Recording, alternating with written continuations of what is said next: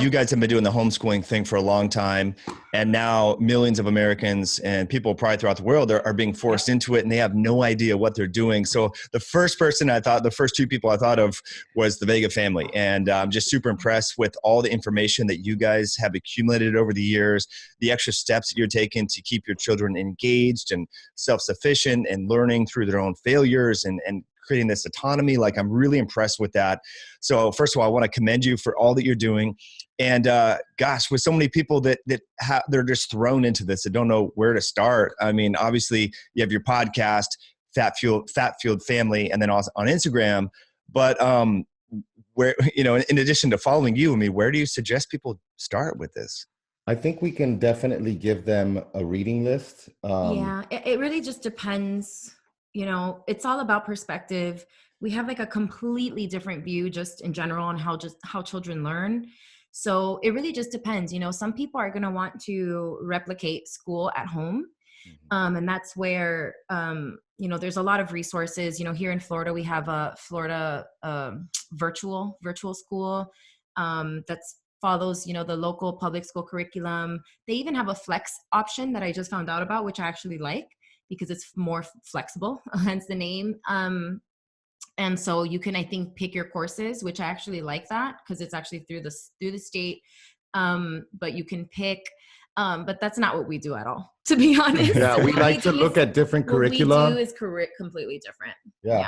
It's just like our theory, if you want to maybe share a little bit of like, how we view learning, just our perspective. Yeah.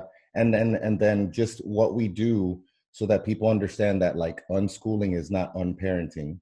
Right. Or like uneducating. Right? Yeah. It's much more active because you have to observe a lot more. Yeah. And so like you have to there's this striking a balance between giving them freedom, but of course you can't give them freedom to just be on screens, because then they'll just be on screens all day. But guess what though? Even there, we don't know what they're doing. Yeah. We don't trust them.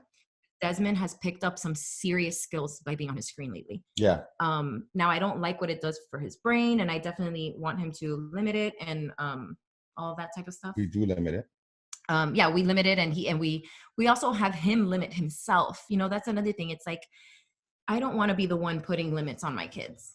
I want them to do it because it's ultimately up to them. What's going to happen when they leave. So, a perfect example is like, when Dean, with his food stuff, like sometimes if he does, if I tell him, no, I don't think you should eat that, and he keeps asking me, I'm like, go for it. I mean, I'm not going to sit here and tell you, no. Yeah, like, but we don't have anything in the house either. No, but like if we're out and about and it is something that is, I would like not even touch with a 10-foot pole, he'll eat it and he'll feel bad and he'll say, Mom, why did you let me eat that? And I tell him, it's your job. Like, you're the one that has to say no. If I say no for you, you're not getting any stronger. You saying no is what's going to make you strong. So you practice saying no, that's. Yeah, I guess we can talk about how we view education. Yeah. Are we recording right? No. Oh, okay. No. I mean, I was recording, but we don't, I mean, if you want to admit that, but I like keeping it super laid back. I like it just to be free flow. Yeah. I love it. Yeah, I prefer it. I like it. Yeah. All right. Yeah. So, let's start with how we view education, so that we can. Yeah. We can do that. Go ahead. 'Cause it kind of like. Well, I'll let you do it, because how you view, like, define unschooling, and then talk about like what we did in the early years, maybe. Okay. Well, maybe we could, one thing that's kind of interesting and just how the backstory about why schools are created and kind of the industrial revolution and really kind of the impetus to create the system of schooling. And have you done some, because I've just read just enough to be dangerous on this topic, and it's not something that I can speak to with any degree of confidence, but I'm sure that led to your decisions as a parent to say, you know what, maybe we should approach this from a different angle. Absolutely. I almost wish I would have grabbed my journal, because we literally just did a Bible study with our friends on this topic of education and bringing it all together, of course, like biblical principles, but then, just the history of schooling. So I'm actually going to let Danny talk a little bit about that, because he's our history buff. So yeah, Danny, let them know. 'Cause I think if people just kind of dig into how and why schools were created, they might have a better understanding, because it's actually a very new concept. It's not old. Homeschooling is an old concept. Homeschooling is what we've always done. Compulsory schooling has only been around for a little over 100 years at this point. Yeah, talk a little bit about that. Because so first two resources are Murray Rothbard, Education Free and Compulsory. That's an essay. It's very short. Short read. It's free, by the way, on Mises.org. Yeah, Mises.org is a great website for like philosophy, economics, but also education stuff. Herbert Spencer, moral education. But then there's John Taylor Gatto has a 5-hour history lesson called The Ultimate History Lesson. Yeah, but that one's a little bit hard to commit to. So if people are looking for a book where they can, it's probably going to be the same amount of time listening, but he wrote a book, John Taylor Gatto, called The Underground History of American Education, and goes very much into detail there. Yeah. So basically the General Education Board is something that came together like at the turn of the century. You had like all the big tycoons, Carnegie, Rockefeller, all these people. You have to remember there was no social media back then. There was no thought that this would ever be published. Right. The things that they would say in meetings. And we had like the minutes of that first meeting of the General Education Board. And basically they saw, it all started with the Prussian system. So, before Germany was Germany, it was Prussia. And they always were trying to expand. So they were warring people, and they had to raise soldiers and train up soldiers. And so they created this schooling system that would be very regimented to get them, kind of mentally prepared for being soldiers. And of course, we loved that. Our country loved that. And we saw that. And we had this major issue. We had a huge influx of immigrants, and we needed workers. And this was during the Industrial Revolution. So you had a huge influx of immigrants, but then you had a lot of people moving from subsistence living in the farms into the city. And of course, there were horrible things that happened in the Industrial Revolution. But then at the same time, you have to understand, being someone who had to till the ground and had to work the land to get their food, for them, it was a huge opportunity. And as we innovated and got better equipment, we had less of these horror stories that you would see, like in, was it Aldous Huxley or these books that came out, kind of detailing the horrors of Industrial Revolution. And they needed these people, they needed to integrate them into our culture, get them to learn the language, become workers. And so we created this system that was basically bells. We had the bells, we had to dismiss them. Oh, good. Maura has the quote. Okay, so this is a quote from Frederick T. Gates, who's the business advisor to John D. Rockefeller, 1913. This was from that first meeting of the General Education Board. And they say, "In our dream, we have limitless resources, and the people yield themselves with perfect docility to our molding hand. The present educational conventions fade from our minds, and unhampered by tradition, we work our own goodwill upon a grateful and responsive rural folk. We shall not try to make these people or any of their children into philosophers or men of learning or of science. We are not to raise up among them authors, orators, poets, or men of letters. We shall not search for embryo great artists, painters, musicians, nor will we cherish even the humbler ambition to raise up from among them lawyers, doctors, preachers, statesmen, of whom we now have ample supply." So we got all the professionals. We need workers. Cringeworthy. Yeah. And so when people say like the education system's broken, we're just like, no, it's not. It's working perfectly. Perfect. How do people submit themselves to authority so easily? How do they not question things? How do they, all the things, I remember. It starts really young too. That's the first thing, is separating the family. That's the first thing they do, is separate the family unit. Not only do they take, the kids away from their parents, but they're separating siblings as well. Of course, also segregating kids by age. Segregating them by age. Which is the most unnatural thing, because, this is why we love Montessori. Maria Montessori is just a hero. Yeah. And when you put kids into groups of, like, let's say 3 years at a time, You have the youngest get social cues, not only from people their age, but people a little bit older, and then of course adults. But then you have these older kids, as they move up in their age, they become mentors. And so you're teaching, and you know how it is, you become you learn things so much better when you teach them. But remember, Lenin said, give me 4 years. All I need is 4 years to get these people ready and to mold them into our system. And we give them 14 years, 14,000 hours 14,000 in a hours. chair, and so all of these things, we just have to go into that detail of how it started so people can understand, like, this system. It's a management system. It's a management system. And a lot of it, like, I don't want to say that they're evil. No, all of my best friends are teachers. Yeah. So it's not their fault. It's already been in place for so long that it's no one's fault. It's the people up top, like whoever, created it. And I mean, there's a lot of stuff that they're doing now with the curriculums that we obviously don't agree with, but it's not their fault. The teachers, they tell me homeschool. You know what I mean? Yeah. Like my friends or my stepmom, she's a kindergarten teacher, and it's not her fault. Like, she tells me all the time how bad she feels for her students, but she has no choice but to tell them to sit down because she can lose her job. And she's like, I feel so bad for them. They're just, like making them sit, because she knows how children work. And she's like, these kids need to not be sitting here, So it's not the teacher's fault. They're not even able to be creative or in the classroom, have their own way of doing things. And so they're burnt out too, Yeah. So the other thing is, let's see. We're talking about like the history. Yeah, I'm trying to think of so a management system, and now we have 300 plus million people. You have to manage these kids, and you think of like schooling and what that means. Like, if you think of like a school of fish, they have to all stay together, right. And there's this. One can't fall behind. Have you ever heard of the Procrustean shoe, Mike? I have not, no. It's this ancient, like, kind of like story about, like, I forgot what culture it is, but they wanted to make kind of everyone the same. So they would put them, if their feet were too big, they would bind them. And if their feet were too small, they would stretch them, and that is what we do with kids.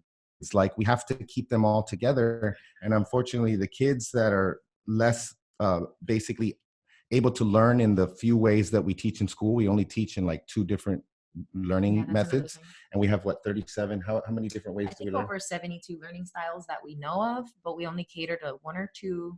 Yeah, so it's rote memorization, and kids who are good at that are going to do well in school. And then, like of course, I did great in school. I did well but too. I was very bored. And also, like, nothing that I really, just everything that I wasn't interested in, I didn't really hold on to it. That's another thing. They do teach you in school. You're taught to pretty much brain dump. Anthony J is the first one because he's all into this stuff too. And he said that on our podcast. I'm like, that's so true. They literally teach you to brain dump. They teach you to memorize something for a test and then immediately dump it. Forget it. It's not useful. So that's another thing. Like, if we came out of school and we somehow, if I was like, you know what, it was boring, but man, I know all these things. Yeah. I don't remember any of these things because, if you don't apply it, it's not useful. It's not practical. Yeah. It's basically useless. You know what I mean? Like, so. Yeah, no, it's interesting, but I'm really glad you qualified and said that this isn't some nefarious thing by the teachers right now, because I have friends that are teachers that are doing the best for their kids and going out. But it is interesting to hear the backstory about how the system was created to really create a large percentage of the population to be obedient and not really think for themselves and so forth. And so I think hearing that vantage point, we don't often hear that because we're taught by our parents, my father especially, you have to go to college, you need to get a master's degree, this is the course. And look, I'll admit my life has been better for doing that. Like, I'm so glad I did that. But that being said, going through school, I remember, because I was in the pre-med route and would sit down and have conversations with people in microbiology class or organic chemistry. And they were so, and I hate to use the word book smart, but they were so book smart. But when I looked at other facets of their life, they just followed the rules exactly. They didn't do anything outside of the ordinary or think differently. And I thought that's when, to me, I thought, wow, I really could probably go to medical school, even though I self-doubted like all my academics because I was like a bad kid early on, right? So I realized like, wow, this person could be so intellectually book smart and study for this test and rote memorization, but when they're asked to think laterally, they're stuck. And if you look at, and not to pick on traditional medicine, but if you look at medicine, where it's very algorithmic, if you have this condition, you need this medicine or this treatment. It's not a lot of lateral thinking, outside the box thinking. So anyway, getting back to how you're raising your kids, having them learn through their own failures, which I think a lot of parents don't. They want to micromanage and control and put things in boxes. And even I myself, and I think a lot of parents listening, when you were describing Desmond, eating junk food and realizing that he's going to feel crappy, but that in and of itself is a teaching moment. How did you get to that place? Because for me, I'm like, no, Nez, you're not going to have McDonald's. We don't go there. So it's hard for me to be able to, I'm just thinking about how can I create a teaching moment here while it's still trying to push her into the healthy path? Well, that's a really good question. I do want to just really quick, because you were talking about the academic stuff. So remember the thing about the food, and the failure, because we're going to get to that. And but just guys, if you can, honestly, everyone's staying home right now. You have all the time in the world. Watch this John Taylor Gatto thing. He talks about, and that's the thing, Mike. It's so competitive now, and it was already competitive when we were in school. What differentiates these Ivy League applications? Think about it. Everybody has a good SAT. Everybody looks amazing on paper. So John Taylor Gatto talks about this in that talk where he was having a conversation with the people at the top of admissions for Princeton and I think Harvard or Yale. And he was asking them, what do you guys look for? They said they skip over everything. They don't even look at it because it's good. If it's here, it's good. It's going to be good. We know you have a 5.3 and you did AP. We know you're here. It's Princeton. Yeah. So they skip all that because how are they going to pick? So they look for two things. Is this person going to be famous or is this person going to be rich and give me money? So are they famous would bring notoriety to the school. Famous will bring notoriety. Rich would bring money into their, what is that called? Their endowment. Yeah. Right. And so what they do is they actually go straight to the hobbies section. They want to know what you do during your free time, how you spend your time. And what they're looking for is what's called a helix sport. Do you know what a helix sport? So basically a team sport is like what Danny did. So it's football. So a helix sport is something where it's only you. You rely only on yourself. So, and they also want to see something dangerous. Like where you got to solve problems. Yeah, something where you really had to problem solve. So he used this example of this one kid who literally invented his own sport in like unicycling and competed against himself. And he had statistics and he had all this statistics. He had all that stuff. That's the kind of stuff they look for. The person who went and sailed across the Atlantic alone. You know what I mean? That's what they want. They want people because people don't take risks anymore, Mike, because we're not taught to do that. Yeah. We're not taught to do that in schools. We're taught to be safe, plan, you got to be, and look, we can't blame our parents either, because I wanted to talk about that with your parents. Like our parents, most of them, came from other countries. They didn't have those, we can't blame our parents coming from Cuba wanting us to get an education, so for, that's, for them, it was the most amazing thing, but it's like now it's so convoluted. And plus college is such a racket, It's such a racket now. Yes, if you're going to be a thing, for sure. Student loans, and then you live in the lap of luxury during college, and then you have to readjust your expectations after living in awesome apartments in college for cheap, subsidized, and then you're expecting 50,000 and it's really 35,000. And, so there's so much, but back to your question about Desmond is the most important thing is we don't buy those things. Yeah, we don't buy those things with our money. So I would say 8 to 9 times out of 10, if he says that and I tell him, sure, go ahead, buy it. Like earlier today, we went to Walmart together. Yeah, like they earn their money, so they will buy it with their own money. What was it that he wanted to buy? He wanted to buy... like a Kinder Egg or something? No, it wasn't a food thing. It was something else, but it was $9. A mouthpiece. He wanted to buy a mouthpiece for jiu-jitsu. I was like, go ahead, sure. How much is it? He's like, oh, $9. That's too much. Mm-hmm. And then, so he's able to manage his money. And that's then another lesson. Yeah. That's another lesson. And then like, if he decides to buy that thing, I just make sure that he understands, like, look, that has soybean oil in it. You know, Right. that has this crap in it, you know, whatever it is. And I'm like, I don't think it's the best decision, but it's your body. Right. That's the most important thing. It's your body. Yeah. I'm not going to contribute to it financially. That has served us well. We used to be completely hands off with screens. This was like 5 years ago, because we were like, you know what? We don't want to, this is how kids learn nowadays. We just accepted it. And then we, obviously, as we started to learn about what it does to melatonin, what it does to their eyes, what it does to their brains, you know, the addictive behaviors that it can trigger. Then we had to take a much more active role and create like, Apple products are awesome because you could put time limits, and we put 15-minute time limits. And then once it hits that time limit, it'll send us a text like, do you want to give them more time? Yeah. And That's awesome. So. But then it's also, I think, the way you approach it, like where Danny. Oh yeah, I'm not as good as her. I had to readjust. Well, yeah, because here's another thing, guys. Like, remember that as human beings, no matter how big or small, 3-year-old, whatever, 30-year-old, we all have a need for that autonomy, and we're going to express it. So there's going to be pushback if you approach things in a certain way. So I did notice that Danny was like, so Danny at one point wanted a, you know, and we still do, this is still a goal of ours and we'll get there. Like not do TV, like not, cause we usually just like when we wind down at night, we just, you know, we sit down and we watch TV. So he didn't want to do that for a week, but he basically like announced it, like, you know, like kind of as a threat, you know, like, hey guys, this week there's no TV. And of course the kids are like, what? And I'm like, Danny, I'm like, don't even tell them. I wouldn't even tell them. You know what? So I'm like, instead, when it's time, when it's almost around that time, say, hey, you want to read a book? Why don't you guys go pick a book? And they're like, yeah, like, of course they want to spend time, because really kids really do want to spend time with us. You know, so I do the same thing with screens, you know, I'm like, you know, it's such a nice day outside, guys. You guys want to go outside and go for a walk, maybe go ride your bikes. And they almost always do. Dean is more like, nah, I want to stay inside, but you know, so it's also the way we approach that. Like I remember like last year, I was like, next year, I want to make your life really, really hard. And I'm like thinking to myself, like, this is good. He's going to understand, like making his life hard is good. And she's like, no. I mean, he's like, but I already work out every day and I'm already doing jujitsu. Like, how much harder can it get?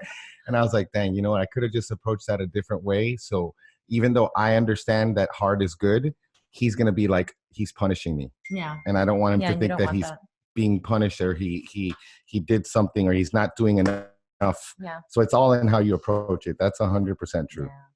Well, I love that. I mean, you guys, and one thing you said to me, Danny, when we did our interview, which is published, I think it was September of 2019 or early October, that really stood out to me is, I know my kids. You said as a parent, I really know my child. And I feel like people can say that. Some parents could say, oh yeah, I know my kid, but they might know their food preferences. They might know that they like the iPad or don't like the iPad, but do they really know their kid? So and true. That really was profound for me, because I realized that a lot of parents, we're cohabiting a house, but we don't really know each other that well. And the way that you guys live your lives lends itself to really understanding, you know, and really knowing your kid and having that relationship. So later in life, when you're not around to make the decision, should I go with this person to go smoke pot, or this person to go to this party and, you know, drive under the influence or whatever, I feel like they're going to have a much deeper connection and probably not make those really uneducated and emotional decisions. I really hope, because eventually that's what we're trying to do, is create kids that can contribute to the world and make the world a better place. So that to me stood out. And I think a lot of parents are so busy with their work, with their commitments, they don't want the fight of, oh, you shouldn't be on the iPad. They're just like, look, whatever. I only have so much time with you. So have the iPad. Here's the junk food. I want to make you happy, because I kind of feel guilty for working all the time.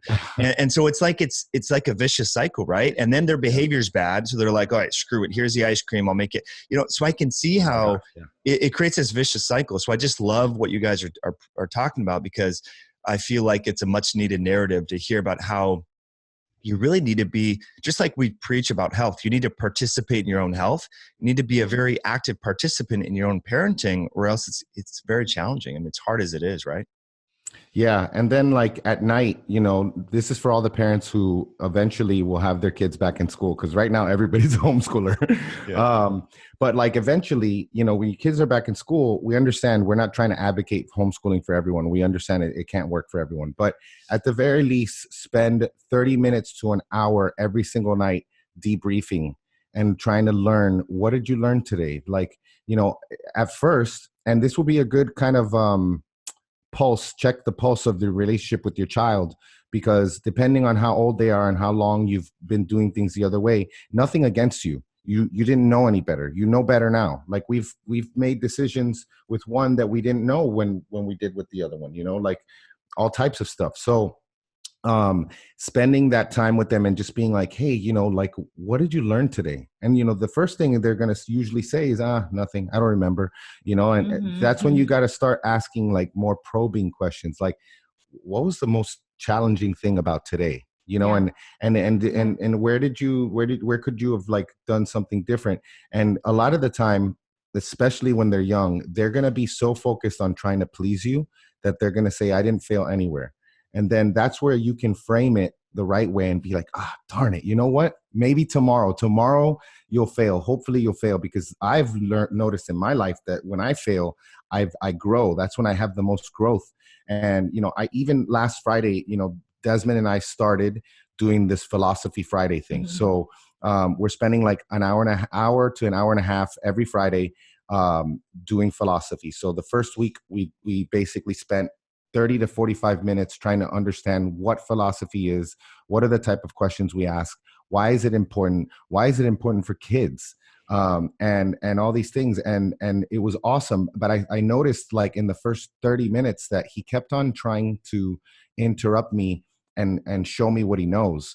And I was like, look, I want you to understand, it's just me and you here.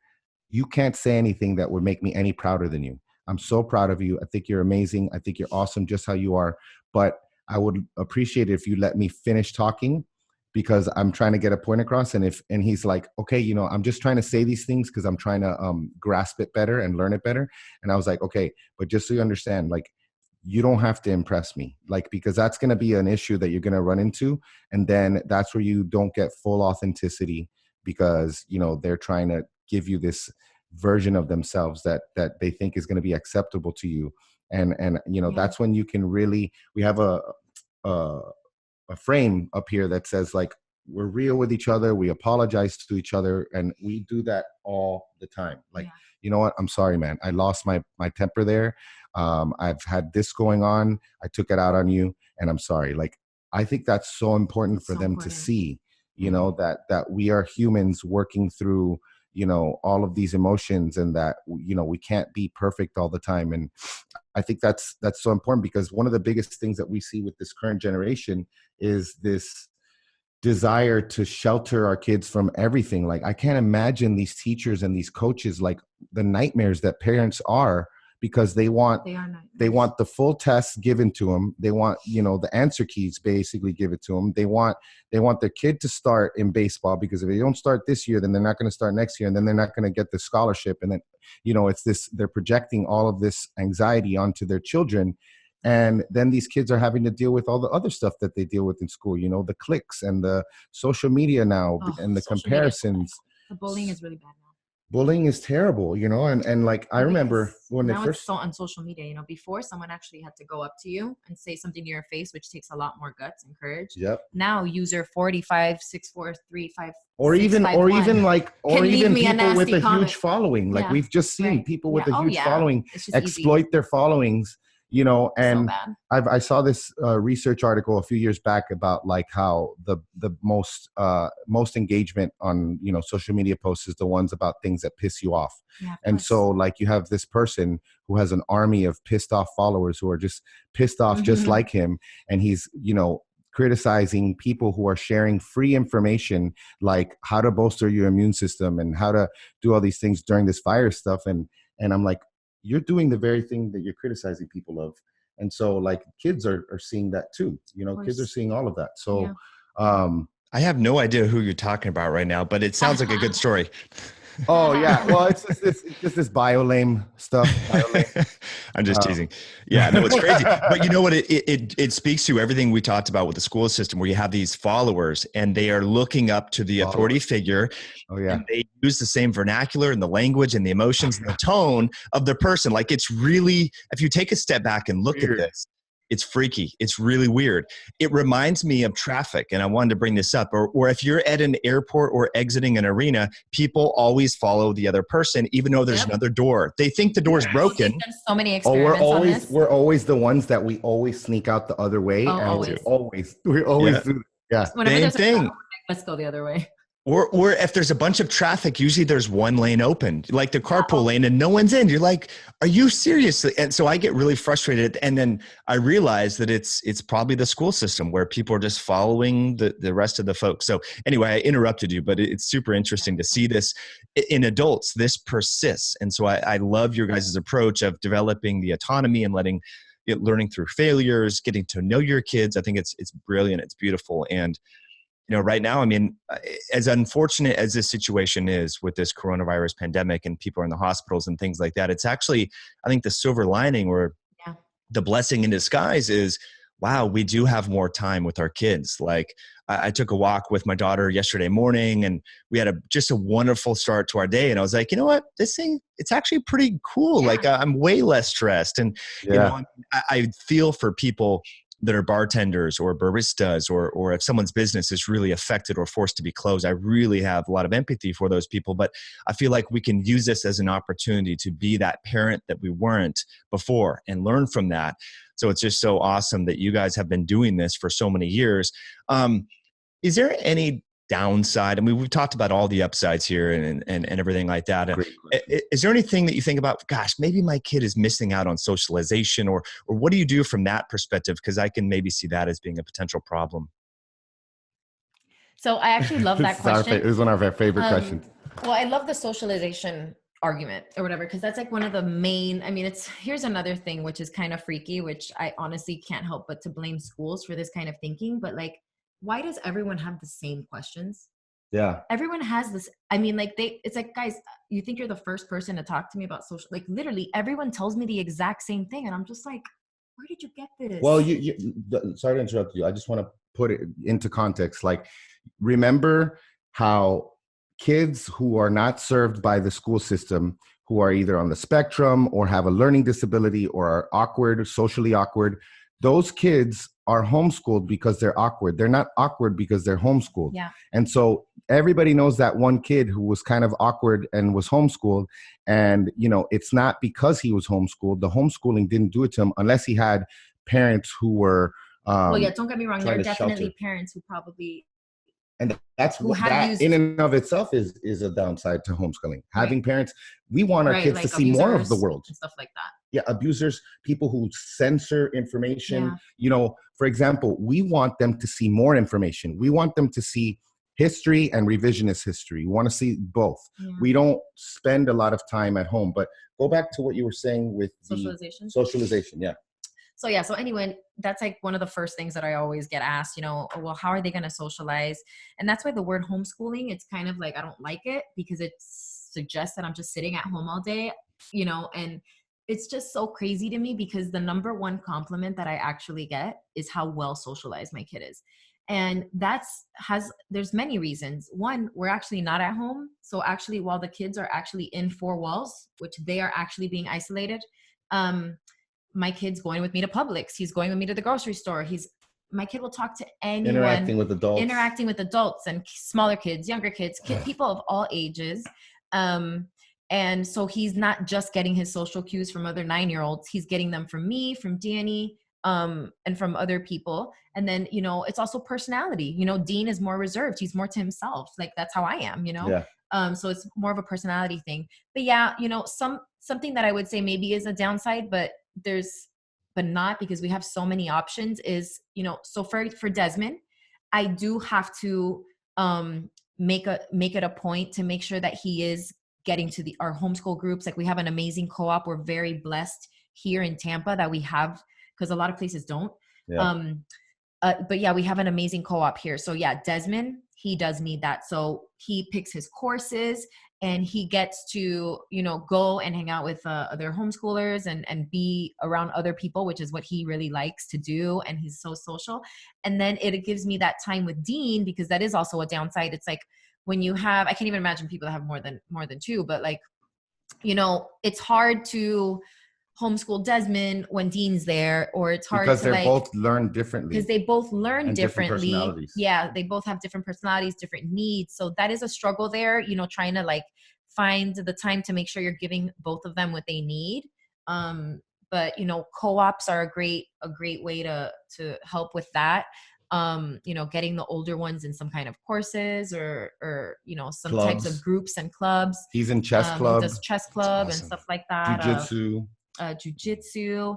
He does, you know, homeschooling is growing very rapidly. So all you got to do is look, you know, there's co-ops on Facebook. There's so many groups now, where you could just like look for your city, like literally type in your city and type in homeschoolers and like look through Facebook and look through all those groups, and you can find people who, you know, you just got to find your tribe. And and plus you'll be like, I'll give you personal information on us. We're so weird because we're unschoolers, we're libertarians, and we're also Christians. So we don't quite fit in with the Christian homeschoolers because they're very like authoritarian, and they're very, a lot of the time they want to censor stuff. We don't fit in completely with the unschoolers because sometimes they'll be pushing weird stuff that we don't think is like for example, I don't think my son is ready to like fully learn about the history of transgenderism and stuff. Like, I mean, we just had to have the sex talk with him at 9 because he was hearing it, but from his friends, you know, because porn, you know, like these kids are somehow getting access to porn. It's pretty easy. Well, it's on the internet, so it's not hard everywhere. So 9-year-olds? 8-year-olds. Man. 8 is actually the average, which is very 8, sad. Dude. Yeah. The average oh my is actually, gosh. the average 8-year-old boy that's the average. Go to a website, and just like my wife likes to, she'll take like, like if I'm converting YouTube. Songs, YouTube to MP3 for like a show, like, you know, my show notes, right? Free music, you know, the what is it called? The music that doesn't have DMSR or whatever. Yeah, no copyright. Yeah, no copyright stuff. You go to that website and there's like ads for porn. Yeah. And you know, it has nothing to do with it. Like I didn't Google it, but there it is. It's 5 ads. So you're one click away from entering a whole world of stuff that maybe your level of brain development is probably not ready to handle, you know. And how could that cause like stunted growth or retarded growth in some sort of way, or retarded development of certain areas of your brain and things like that. So well, we've had to, I think that's where just like I think every kid is different. So how did I know he was ready to talk about that? Well, a very good sign, guys, it's going to happen. Like if your kid will use the word out of context, like they will that's how you'll know. They will literally use the word out of context, and you'll just be like, now I know that you've heard it somewhere else and it wasn't from me. And I know that now I need to tell you the truth because I don't know what you've heard. And I'm probably sure that it was something. And I want to be going back to what you said. I said this on the podcast too. Like we want to be the people to give him the advice, you know, because we think that we have his best interests at heart. And there's not going to be that trust if they think that if they bring something up that we're going to be like, no, you know, like, or just, you know, get mad at them. So, you know, but of course she had to have the talk with them. I wasn't around. Then she had to go into consent. Because if you're going to talk about sex, no, that's it. It has to talk about everything. You have to go into rape. You have to go into consent. Talk about abortions. I have to talk about trans, and I do talk about that because he's, again, now they're on social media. So my son, you know, sees the pages, you know, of people who he's like, so I saw this person and I don't know, are they a girl or whatever? And I had to explain to him, you know what I mean? So we don't have all the answers on that one because I tell him that so complicated, but it's new for us too, right? I mean, that's one of these things that it's a continual evolution. Yeah. But I did just want to mention one thing. So I've been to your home. This was, I think, December of 2018. And both your kids looked me in the eyes and shook my hand and were I remember thinking, wow, that's pretty impressive, because most kids now, family, friends, whatever, they're on the iPad or the TV, or they kind of say, oh, hi, and then they walk away. Like I think there's this perception that I'm a kid, I don't need to interact with adults because I'm a little kid and I can get away with whatever. And to be honest, I remember kind of being like that myself a little bit at times, where I was like, I'm just a kid. I don't need to like look this person in the eyes. I can get away with just being a little shit and run around, right? But it's really important that you know, your children are with you. You guys go to museums. Your lesson for the week is you went around to a bunch of major museums. I think, Danny, you were telling me, you know, over the summer to learn all these different things about the history of the United States and the Constitution and these different things, which, gosh, most parents are not doing that. So you're so much of a participant in your child's development. And that's why I wanted to get you guys on and just reinforce this point to a lot of people who are like in the throes of this right now and are like, wow, where do I start with this, which is great. So, okay, you're both, you know, you're working, you have your online businesses, coaching, things like that. How much time, what are the expectations? I mean, if you want to be a good parent and do some of this homeschooling thing, which we're all being forced into, which is great. I think it's a blessing in disguise. How much time do you allocate on a daily basis to like developing some of the curriculum outside of, say, your co-op homeschool and things like developing that? Or teaching or actually doing the homeschool? Both? Maybe both. Yeah. I mean, it may sound daunting for a lot of people who are like, man, I'm a single mom. I'm juggling work. Now you want me to create a curriculum? Like, how intensive is this really? Well, the reason it is daunting is because they're thinking they somehow have to replicate these 7 hours that their kids spend at school, where one, it doesn't take 7 hours because it takes 7 hours at school. Well, one, schools are made for adult, you know, parent schedules. So that's why they're there for that long, because parents have to go to work. You know, when you have a class full of kids, it takes longer to teach something, you know what I mean? But when it's just one child, it doesn't take as long. So if you are even going the regular route, like Florida virtual school, you're done by like noon. You know what I mean? Yeah. I've heard it. You're done by noon. Less than half the time. Less than half the day. And that's doing things like super strict, you know, following the curriculum according to your state. Now, like I said, we're very not hands off, but we believe that all education is self-education. And I know that anything that I've ever retained is because I was truly passionate about it and I went out to learn it. So for example, my kid, it might seem like he's on TikTok all day. And I give him you know, I tell him like, and he here's it. And look, you have to know your kid too. I don't know that I'll be able to trust Dean with this. Maybe not. Yeah. He's very different from Desmond. Desmond is just a very like pure, like, you know, just like he's a little angel. He's a little angel, you know, I got my little rebel, you know, Dean, but I like Desmond, I tell him like, he knows, like, I'm like, he tells me, oh, I saw some weird thing on TikTok. And I'm like, he's like, but I don't like it. How come I keep seeing it? And so I taught him how to block people. I'm like, oh, if you block someone, you won't see their posts, you know, if it's making you uncomfortable. But let me just tell you how many skills he's picked up from watching TikTok. Okay? Origami. He's learned how to beatbox and he's really, really good. He learned how to play an automaton. The other day, he learned how to fold up all these like ninja stars from Post-its. He learned, what else was he learning? Like how to do like animation, like dancing, you know, and those are, fun stuff, but not just that, like he taught himself to do math. Like math is everywhere, you know, like there's always opportunities. Like, okay, how many bacon do you want? You know, like it's just easy to teach math. You know, a great way to teach counting to little kids. This is literally how I taught all my kids to count was, you know, the tattoos. Oh, you know? I was like, all right, we got to count to 30. Well, every time they would put their tattoo, like things like that, like everything is learning, you know what I mean? Like people, you don't have to sit there and teach them anything. So I think the biggest thing is just observing them, and then putting them around either other people, mentors, or putting them in an environment that is going to help them develop certain skills, you know? So, and then sometimes we do have to be really hands-on and help them. Like, for example, the other day, Desmond really loves anatomy and he loves dissecting things. So we ordered him we got him a little fetal pig. I saw that. That was so cool, dude. He was so good. We had to help him with that. I can't leave him there with a scalpel. He almost cut Danny's, he's very he almost cut Danny's finger off. Yeah, he cut my yeah, because, you know, he's a kid, so I'm not going to leave him there with a scalpel, of course, to just like. And then I had to show him this is when it's appropriate to use the dissecting scissors, because with them you could just open it up and you don't have to cut in, and you can disrupt the tissue, and then now you're getting in the way. And now whatever you're trying to identify, you've killed it. But like, it all comes down to just think of your child as, you know, what would you appreciate? What would you have wanted? And we think the best way to do it is like spend 80% of your time in their current sweet spot and be totally okay with that sweet spot changing in a week or a month or 2 months. Because I see some of the best performers in the world, CEOs, high driven people, they get obsessive over something and they do it for 3 months and then they're done. And then they're done with it. That's and how it works. They do something else. So like, if I see that my son is obsessed with music right now, I'm going to do as much as I can. I'm going to give as many resources and websites and things like that for him to do music.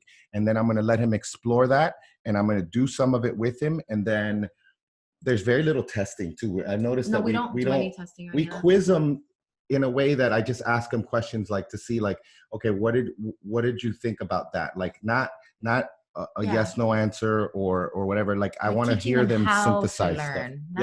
Not what to learn. You know what I love that. And then I just want to say one thing, like, especially for the parents right now, like, guys, if your kids are in school, they're up to date. They're good. They're way ahead. Sometimes I see things like, sometimes I'll pick up like a kindergarten book for Dean and I'm like shook that they're making kindergartners do certain skills. I'm like, how can they do this? Like, I'm like, I can't even believe that they're actually reading is a big one. This, you know, reading is like seriously forced because the average reading age, if you were to just let a kid naturally learn to read, it would be around 8 or 9, and they wouldn't be there just sounding out like cat. They would go straight to a novel. You know what I mean? Because they're developmentally ready. But guys, I think this is just a great opportunity to develop other skills, if I'm honest, because like I said, I was really, really good in school, but there's other things that I didn't have that I needed, that I think are more important, more important when it comes to success. We know that brains and being smart doesn't equal success. So for example, a really healthy morning routine. Yeah. Doing meditation in the morning. Let's wake up. Let's pray. Let's meditate. Let's go outside for a walk since we can now at 7 a.m. and watch the sun come up.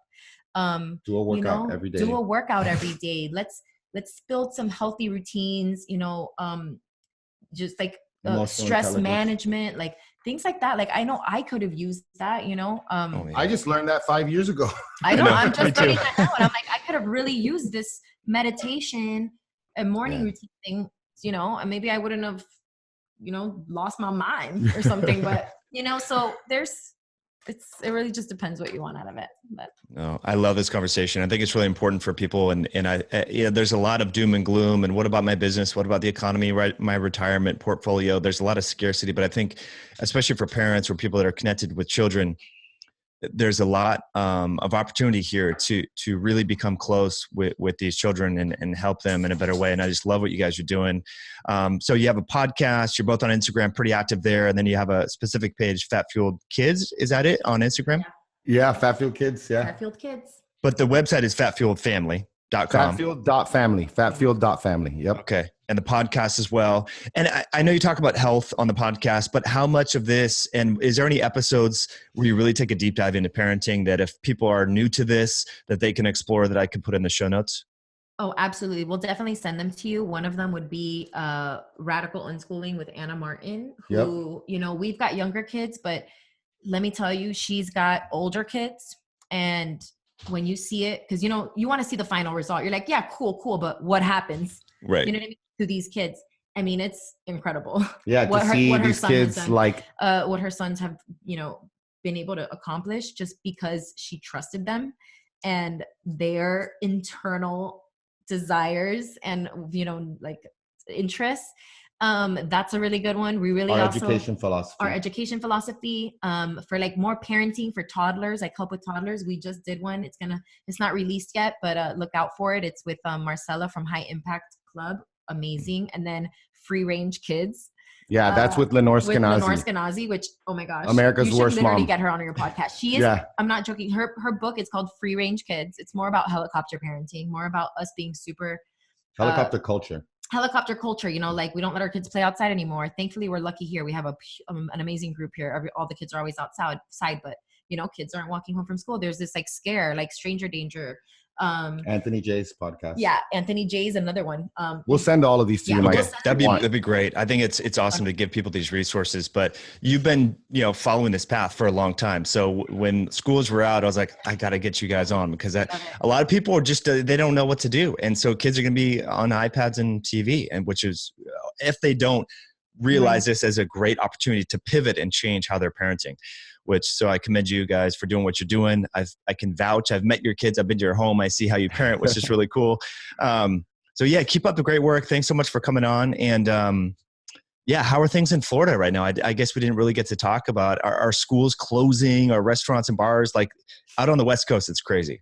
The panic West Coast as crazy. Yeah, but we just had Crunch just closed today. Oh, it was open yesterday. It was closed today. Well, I think it's because we didn't have any confirmed cases, and now we supposedly do. So I think that's why we probably weren't going crazy yet. Yeah.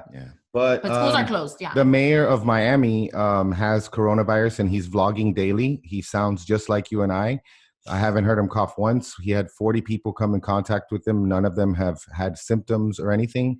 Which is nice I'm to sure hear. they're testing them. I think this PCR test that they developed that supposedly has a 0 false positive rate will be much more enlightening, because that old nucleic acid test had an 80% false positive rate. So, and a lot of people aren't able to get them. I literally called the CDC yesterday because I want to know things. I called the CDC. I spent over 40 minutes on hold, and then she told me to call my local hospital. I did, and they said it's really hard.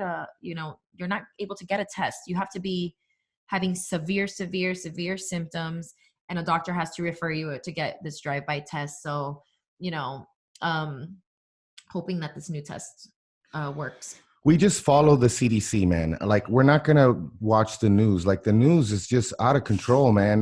Like, they politicize it. They cause hysteria. Like, I feel like the toilet paper thing was literally caused by the media. Like, the media said, oh my gosh, everybody's buying toilet paper. So then everybody got scared. Even I got scared. I was like, well, shoot, I'm going to have to go get toilet paper. I don't want to be out of toilet paper.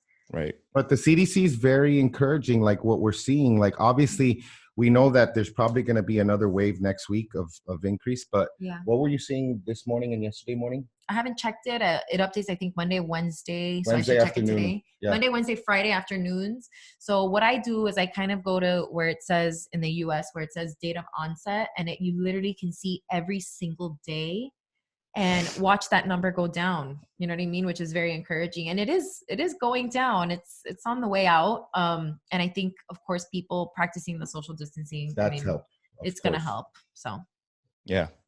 I mean, I wish the media covered the deaths from diabetes and obesity and heart disease. I mean, my gosh, how many people would change their behavior? Because this thing just went viral so quick. And I mean, I hate to be insensitive, but it hasn't killed that many people, especially in proportion to these. Every death matters, but what you're saying makes sense. Matters a lot. Because we had 80,000 people die from the flu last flu season. Like, wow, can you imagine? They didn't shut it down. Yeah.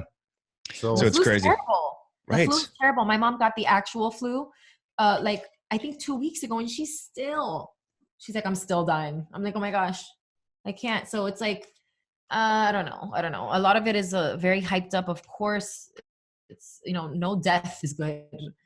But think about what happened in World War II in times that were much more stressful than this. Like, bro, we had people buying bonds to support the war. Like, that was before we, got off the gold standard and learned different ways to sneakily tax people without them knowing. But, everybody kind of came together, and like everybody from that generation appreciates things so much. And I really would hope, based on how sick our culture is right now, that this could bring a new sense of gratitude for things like toilet paper and, I already see it. I think it already has, I hope it continues. Just for us, like walking outside in our neighborhoods, like seeing our neighbors, like it brings a little bit more humanity.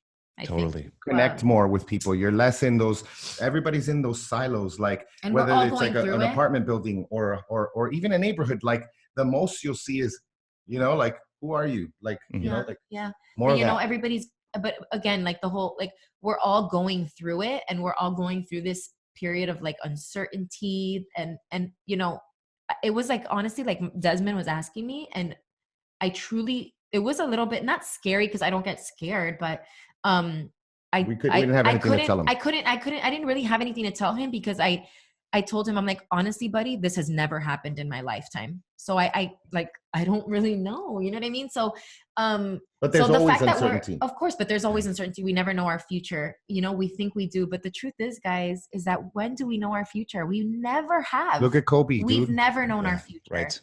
So that's such a great reference. Yeah. Like live every day, memento mori, as if it's your last. You know, it's great to be connecting with the families. Everybody's going to, you know, care about their health maybe now, maybe take it a little bit more serious. I see a lot of good that might come out of this. So me too. I just hope it's over quickly.